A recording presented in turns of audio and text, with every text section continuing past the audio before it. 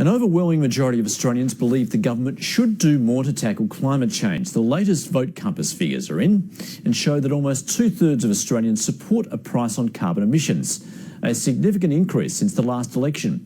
Science and technology reporter Jake Sturmer has more.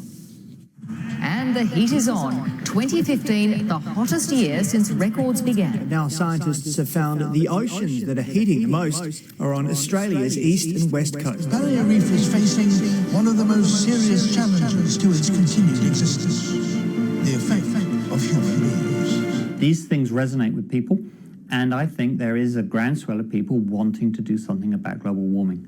3/4 of people surveyed by Vote Compass want to see the government do more to tackle climate change.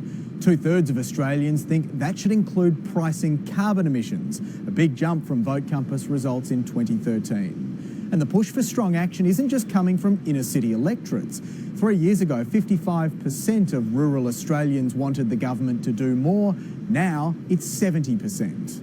Traditionally, those communities have been very sceptical about climate change, but some of the things that have been happening in rural communities, in terms of extreme temperatures, in terms of drought, and in terms of a range of other phenomenon, have really confronted people, I think. I noticed that recent feature in Barnaby Joyce where he looked down at a creek and said maybe climate change is real.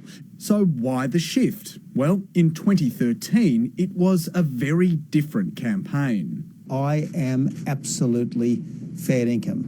When I say there will be no carbon tax under the government I lead, I am telling the truth.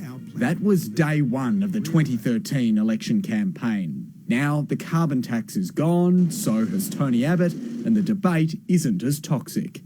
I know the party feels that they won the last election on the carbon tax, but the bottom line to me is they won the last election as a vote against the Rudd government.